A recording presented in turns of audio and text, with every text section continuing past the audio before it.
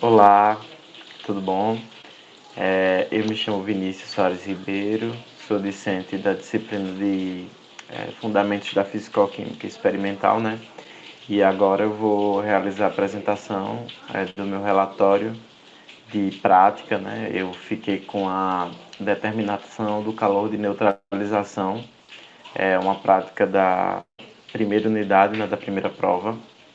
Então, a gente sabe que a troca de calor ela ocorre em um processo físico ou químico e que ela pode ser determinada através de um método, né, que é chamado calorimetria, né?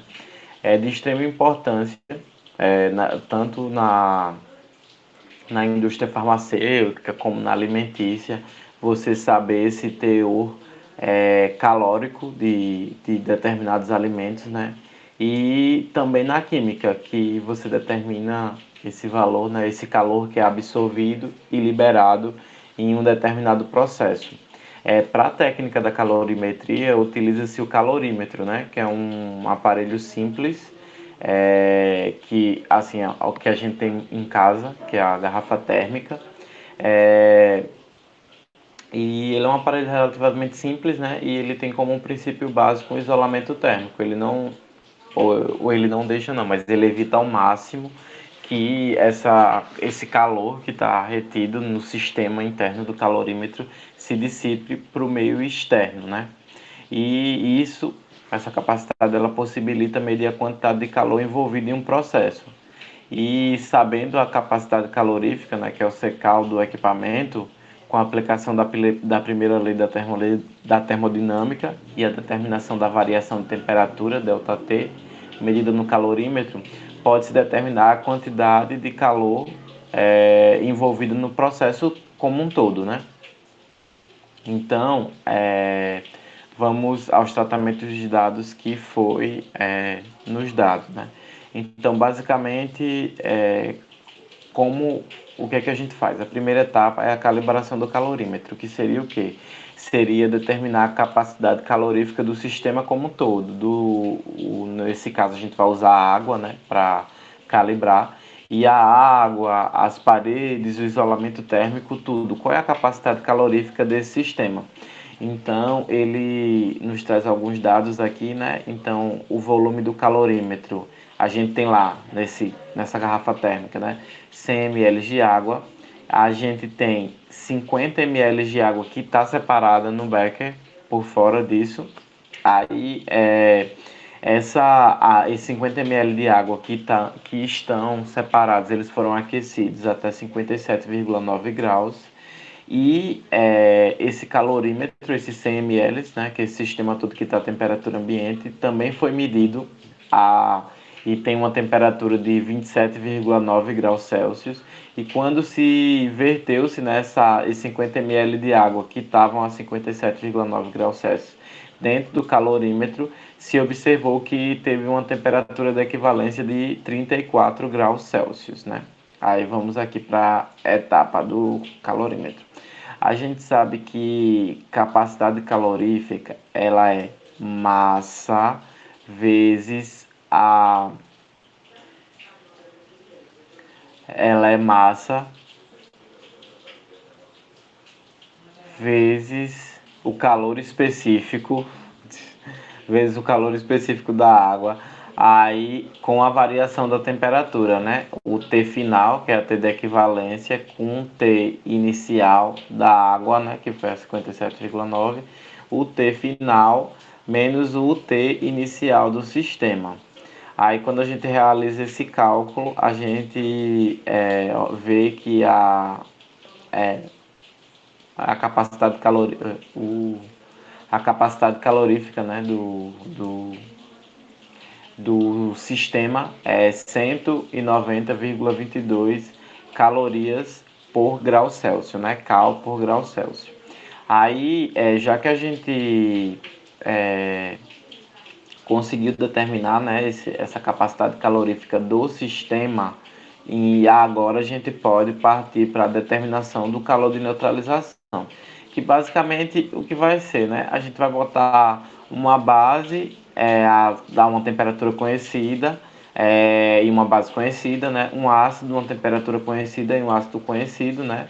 E posteriormente vai ver qual a temperatura de equivalência onde ocorreu essa reação de neutralização.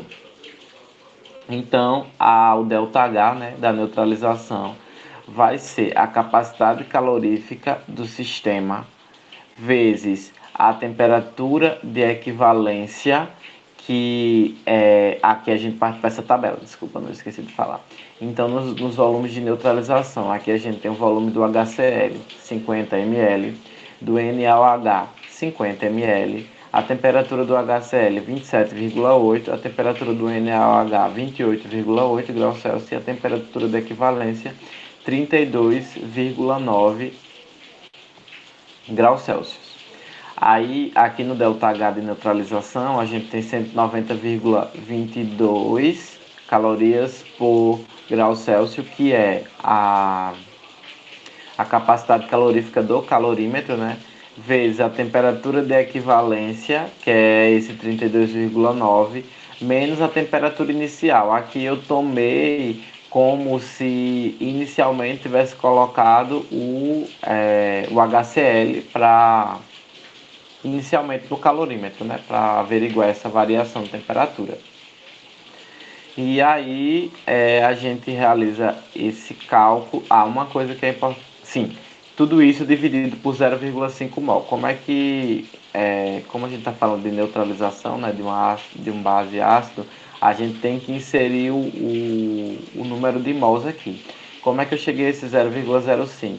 Foi considerando que esses 50 ml de HCl e 50 ml de NaOH estão a 1 molar, né? Estão a 1 molar, o normal, né? Realizando esse cálculo aqui, né, do ΔH de neutralização, a gente chega a 19.402,44 cal por mol. A gente vê aqui que grau Celsius foi cortado por grau Celsius e ficou o cal aqui com mol de baixo, então a unidade de medida é calorias por mol. Esse número está grande, então a gente pode diminuir ele, aí vai ficar 19,4 quilocalorias por mol a menos 1, né? Aí, a partir disso, a gente pode calcular o erro absoluto. O erro absoluto vai ser o valor dito na literatura, né? Como essa base e esse ácido eles são conhecidos e essa reação é conhecida. A literatura nos traz que a variação, né, de temperatura, o ΔH de neutralização nessa reação é 13,7 e a gente no experimento chegou ao valor de 19,4 quilocalorias por mol menos 1. E então isso dá uma diferença no erro absoluto de 5,7, que já que o erro absoluto é a diferença entre um valor conhecido exato e o valor que foi medido na experiência. E a partir disso a gente pode calcular o erro relativo, né, que é o erro absoluto, uma razão entre o erro absoluto e o valor experimental medido. E com isso a gente chega a 0,293. Com isso, a gente conclui que o calor de neutralização ele é a variação de entalpia, ou seja, ele é a quantidade de calor liberada verificada na neutralização total do hidrogênio ionizável H+, por um mol de hidroxila dissociada, admitindo-se todos os participantes em uma diluição total ou infinita, um ponto de diluição total, a 25 graus Celsius a 1 atm, né, que é a pressão normal, a temperatura normal. E a gente vê que houve um erro, né, absoluto aqui, um erro relativo, que já é esperado em todo o processo, que não ia ser igual à literatura, e essas diferenças de valores elas podem ser atribuídas a alguma pequena dissipância, né, ou alguma energia que foi dissipada pelo calorímetro. E é isso, essa foi o tratamento de dados, né, da minha prática, que eu fiquei responsável por apresentar, que é a determinação do calor de neutralização, né, através utilizando a calorimetria através de um calorímetro, né, onde se utiliza uma base conhecida e um ácido conhecido, medindo suas temperaturas, né, e a partir disso a gente vê qual é a variação de calor numa reação de neutralização. Muito obrigado e até a próxima.